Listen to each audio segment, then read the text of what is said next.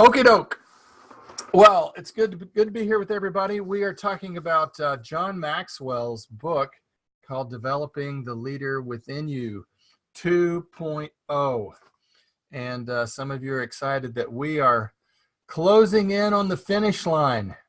Yeah, that we've just got a couple chapters left. And this week we are on chapter 9, if you're reading along. Chapter 9 is all about self-discipline. So make a note in your notes that self-discipline is kind of the way forward here. Okay? Now, most of you are self-disciplined or you would not be working at LGFG. Correct? I mean, I don't know of many folks who are still working at LGFG who are not self-disciplined. So let me just, I'm going to give you 5 points that you might consider jotting down today, and we're going to delve into this topic. First, a quote. Since John Maxwell's an American author, he likes to quote American presidents, and here's one from President Truman. He said this: "In reading the lives of great men, I found the first victory they won was over themselves. Self-discipline with all of them came first." So, as we've said in previous calls, self-discipline is your biggest challenge. You've got to lead yourself before you can lead anybody else, right? And I'll tell you what to write down today. Here's a good one. I believe this. Maxwell says, everything worthwhile is uphill. Everything worthwhile is definitely uphill. But guess what? Most of us, including myself, we have what he calls downhill habits. You know what I mean? We have some downhill habits. And so to rectify that, self-discipline is the key. People don't really want to climb, they want to coast to success. And that's one of Maxwell's beefs. So how do we work this into our lives more fully? Because the more self-disciplined you are, the better everything goes. Okay, let's talk about point number 1 in your note-taking. And you know what? It's hard to write the word self-discipline, which is hyphenated, over and over. So I just wrote down SD in my notes, and that means self-discipline. So that'll save you some time. I'm all about that. So self-discipline, point number 1, is the bridge between good intentions and good actions. Right? Self-discipline is the bridge between good intentions and good actions. So there's no such thing as an accidental victory or achievement. And self-discipline is really cool. I remember, I'm going to share this. This is not in the book. This is all bonus material. But I wanted to show you this. I don't know if you can see my screen very well. I may be very tiny on your screen. But look what I've done. I've brought a visual aid. See? It looks like a sine wave. You guys remember that from trigonometry? Remember sines and cosines? Yeah, you use this every day, don't you? As a clothier. Anyway, I remember Mort Utley, one of my old friends, said that if here's a peak experience. See the peak of that right up here? This is when you're winning and you're joyous and you're happy and you're like, yeah, I'm booking people, I'm making appointments, I'm selling stuff, I just had a huge sale. And then over here is a similar week or month where you're winning and you feel good and you're like, I love my job. And then look down here. Has anybody gone into a trough before? Who's done that? Where you just said, I don't like this. This sucks. I'm not good at it. Anybody? No one raised their hand. All right, well, it was just me. I was one of the few salespeople in the history of the world that had bad experiences, and this is the area of suffering. See that? Now, here's the key. Mort Utley said, self-discipline is the thing that gets you from one peak to the next peak through the valley. There's one thing that can help you in the bottom of that sine wave, and that is self-discipline. All right? So self-discipline enables you to go uphill. I remember when I used to interview university students and we were recruiting people in groups in my previous life at Southwestern, and I would ask them a question. I would say, how many of you would like to be successful when you're out of school? And guess how many hands went up? All of them. They're like, yes, I want to be successful. I want to, you know, they would tell me, I want to be, I remember many people, I want to be a millionaire by the time I'm 30, etc. And then I would follow up with additional questions like, how many of you are willing to pay the price to be successful? In other words, the going uphill part, the hours, the frustration, the having to work with people that are not motivated. And a lot of hands went down. They were like, well, that kind of depends. I don't know if I will, I want to be successful. Everybody agreed on that. So self-discipline kind of moves you from words to actions, from good intentions to good actions. And Maxwell says in his book that one of the hugest gaps in life is between sounding good and doing well, right?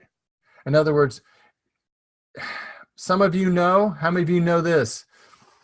How many of you know people who are really good at talking about what they're going to do? Yes. They're like, here's what I'm going to do. I'm going to do this someday. I'm all about talking about it. But then the follow through is not there, right? So self-discipline engages you. You probably know people that are always getting ready to get ready, right? They're just like, I'm getting ready. I know people that have 3 or 4 university degrees because they're just getting ready to hit the career world, and they're 45 years old and still in school. So I'm like, what are you doing? Anyway. Okay. So self-discipline is a big, big deal. It engages you. It keeps you going when you feel like quitting. How many of you, this is another participation test, how many of you at some point in your LGFG career felt like quitting? Anybody? Yeah, of course. I've talked to some of you. So you reached a point where you're like, this sucks and I don't like it. But you had the discipline and the belief to keep working through that, right? Self-discipline helps you do that. It keeps you going when you feel like quitting. All right, so that's all point number 1. All right, point number 1, if you missed it, was the bridge between self-discipline's the bridge between good intentions and then good actions. All right, point number 2. And we could really spend 2 or 3 weeks on this chapter, but I'm not going to because some of you guys are like, we're sick of this book. All right, fine. All right, point 2. Self-discipline is the bridge, another bridge, between temporary success and permanent success. It's the bridge between a temporary success, like a flash in the pan, quick success, and permanent, ongoing success. And if some of you have been in leadership positions before, you know that it's frustrating as a manager because there's nothing that you can do to make an undisciplined person successful. I mean, I used to get so frustrated when I was a sales manager because I would have an organization of salespeople and there were some people who were just really not doing well, and we had trained them and equipped them and coached them and motivated them, and they just weren't doing well at all. And, I remember nights when I would stay up and I would be staring at the ceiling thinking, how am I going to get her to be successful? And I was worried about her and I was anxious about her and I didn't want to let her go. I'm using her sort of in the common sense, but I would worry about people, and guess what? They were back home sleeping soundly. They weren't wrestling with it. They were just like, yeah, whatever. I'm kind of doing my job. I get a paycheck. But I was the one that was frustrated. So you can't take people who are undisciplined and force them to be disciplined when you're in a management position. So it is easy to start off, and especially when you just come out of training and you're kind of new on the job and you're all excited and you're like, if you're a booking buddy, you're like, yeah, I get this cool headset and check out my cubicle. I put up some motivational stuff and you start calling people.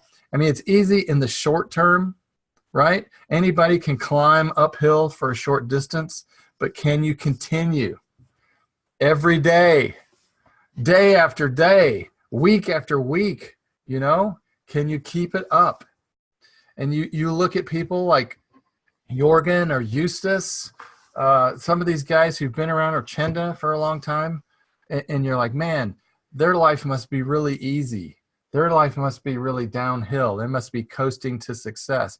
No, they're paying the price every day with self-discipline. That's how they got where they are. They've done it day after day, even when they don't feel like it, okay? There's nothing different about the areas they're working in. It's all difficult, okay? So that's the deal. Now, there was one little section in here as I was reading along. I ran into an old Southwestern student that used to work with us that we trained, who John Maxwell quotes. His name is Rory Vaden. Some of you may know Rory. Some of you may have read his book. But Rory Vaden is quoted. He says this, and I believe it. He probably stole it from me anyway, but here's what it's here's what it says. The short-term easy leads to the long-term difficult. The short-term easy way leads to the long-term difficult way. Does that make sense? He says if you always pick the easy way, you're guaranteed to have a hard time. If you choose the narrow path, this is almost biblical here. If you choose the narrow path, then there's victory ahead. But there's pain involved. There's the pain paradox. See, most people want to do the short-term easy, and then they want to have the long-term success later. That's not the way it works. God didn't design the world that way. So if you're always choosing the easy way and the safe way and the comfortable way, then you're guaranteed to have a difficult time in the long run. And here's something else. This isn't in the book, but I am so full of wisdom, I can't believe it. This is the truth. I'll tell you this. In sales, and nod if you agree, the harder you work, the easier it gets. Yeah? The harder you work in sales, the easier it gets. The easier you try to work it, the harder it gets.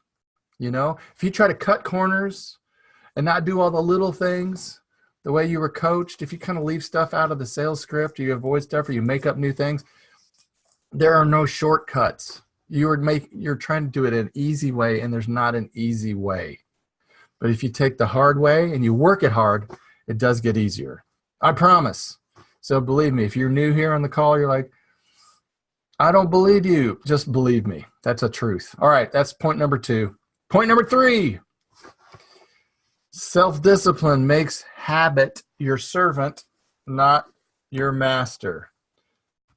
Self-discipline makes habit your servant and not your master. Now, I'm going to read something from the book. Don't try to write this down unless you can do shorthand. But just listen. This is from Dennis Kimbrough. It's kind of, it makes sense. All right. It says, I'm your constant companion.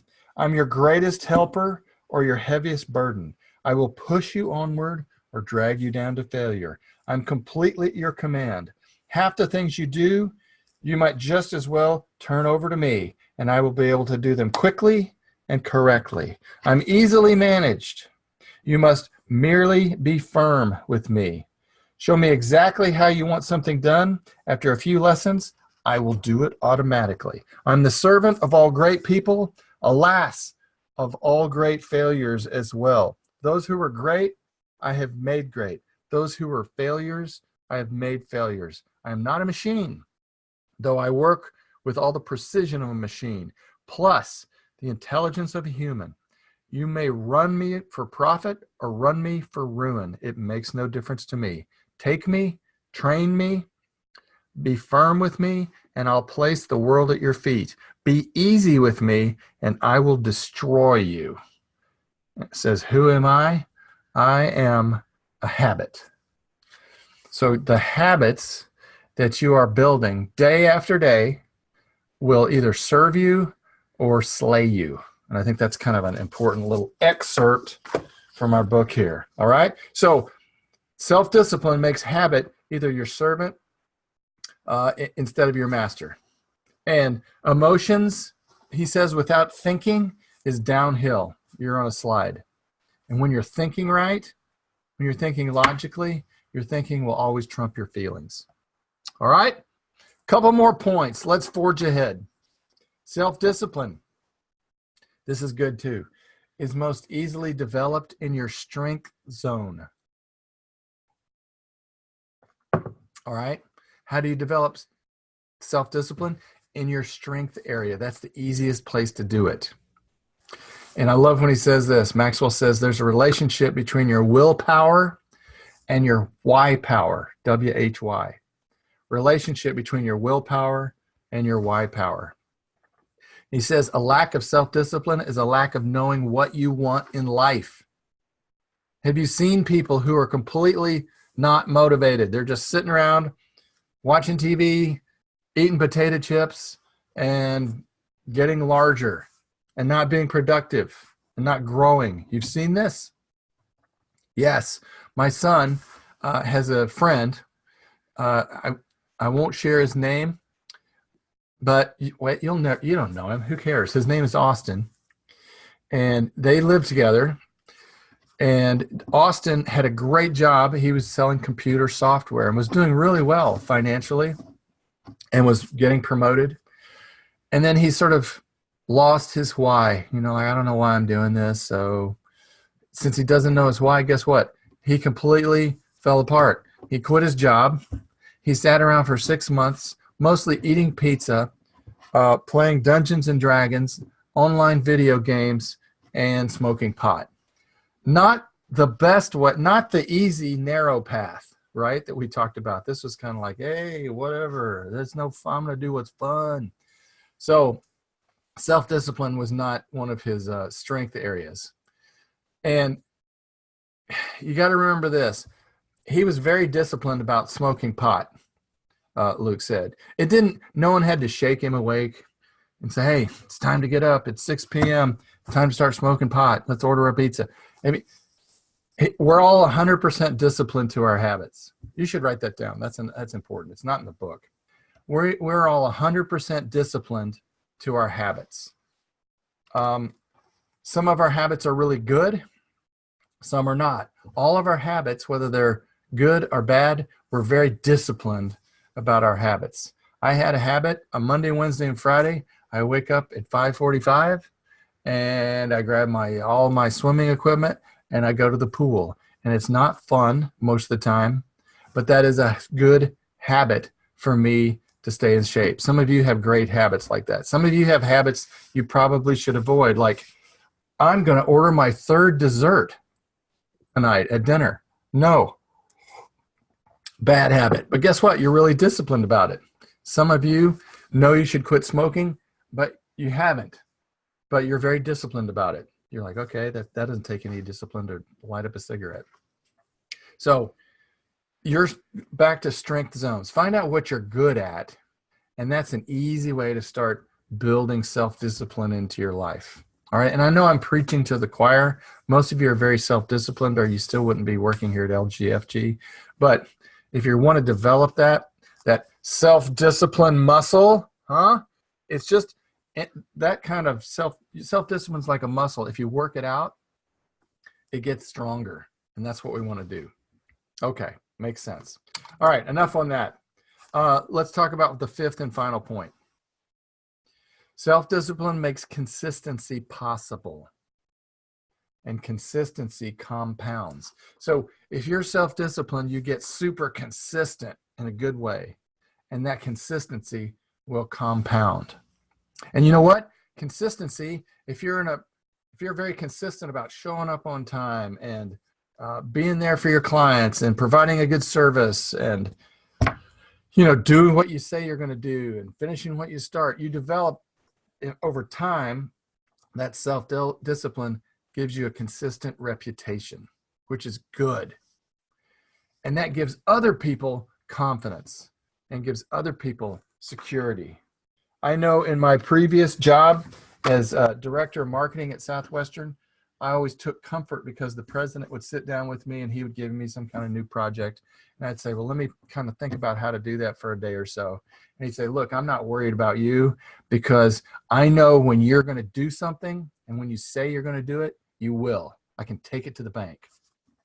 That's what you want people to think about you. You want to be consistent because of self-discipline, and then that consistency compounds, right? Makes good sense. Okay. So there are 5 points. I want to read one more thing to you. And this is, if you've got your book handy, this is on page 187. You can follow along with me. But this is a poem called Keep Going, which was, it's not a very inspiring title, but it is useful, by Edgar Guest. And I remember when I was selling years ago, we had these little placards that like motivational signs that we could put up as we were getting ready in the morning. We could put them in the bathroom or put them in your office cubicle or whatever. And the cool thing about it was I didn't know where some of these quotes came from. But this one is a good one. And I think if you sold books with Southwestern, you might recognize pieces of this. So let me hit it. All right, this is a poem by Edgar Guest. It says, when things go wrong, as they sometimes will, and the road you're trudging seems all uphill, when the funds are low, debts are high, and you want to smile, but you have to sigh, when care is pressing you down a bit, rest if you must, but don't you quit. Life is queer with its twists and turns, as every one of us sometimes learns, and many a failure turns about when he might have won had he stuck it out. Don't give up, though the pace seems slow. You may succeed with another blow. Success is failure turned inside out, the silver lining of the clouds of doubt. And you never can tell how close you are. It may be near when it seems far. So stick to the fight when you're hardest hit. It's when things seem worst that you mustn't quit. I mean, isn't that, those are useful thoughts when you're having a hard time. When you're in one of these little valleys, like we talked about, and you're really frustrated and you're down in the dumps and you're trying to work it through with self-discipline, those are some good thoughts. It's when life seems at its worst that you mustn't quit. All right? So there you go. And I remember saying some of those phrases out loud when I was selling because I needed to practice those affirmations. So anyway, a couple quick thoughts as we conclude, and then if you guys have a thought or a useful, useful tidbit, you can share it with us. Maxwell did say he had a friend who was a great mountain climber who sort of summited a lot of the big peaks, and he asked him, he said, "God, what was it like when you conquered that mountain?" And he said, his friend said, "You never conquer the mountain, you only conquer yourself." And that is absolutely true in sales. So anyway, anybody have a thought or a comment or some input or how self-discipline has helped you? We've got a ton of people online today. I have a quick question. Take it. For one of my weekly goals this week is to do one thing each day that scares me. And I feel like that would be helpful for my self-discipline. Do you have any suggestions on what a scary thing could be? Well, thank you for that. I just see you as Charles iPad. It's so different for everybody. For some of you, it may be that you have an hour extra if you're a clothier, and the thought of floating somebody terrifies you. So that might be one thing that you do, because otherwise you find, and there are some people like, what, floating? That's so easy. That's so fun. I do it naturally. I'm really good at it. So you don't have to do something that terrifies you that makes no sense. Like, I'm really afraid of heights, so I'm going to go to the 152nd floor of this building and, stand on it, looking off. No, I would find useful things that you're not quite sure you can do, and then give them a try. That's how you're going to get confidence. So I think it's going to be really different for everybody here on the call, but that's a good thought. Anybody have a thought that would help out there?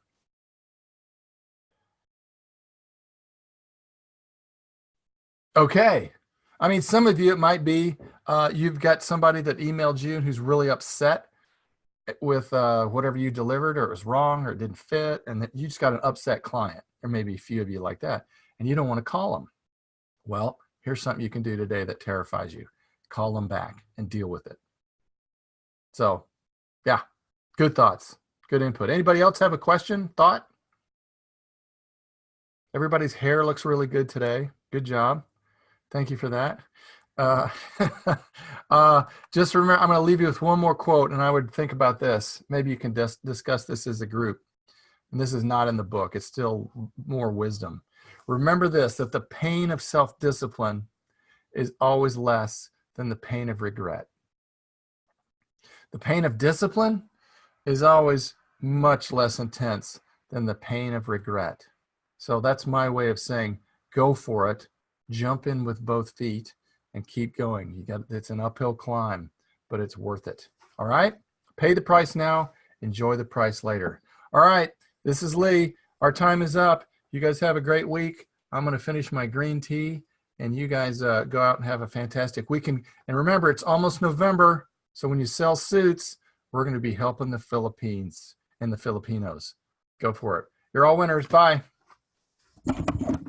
Woohoo!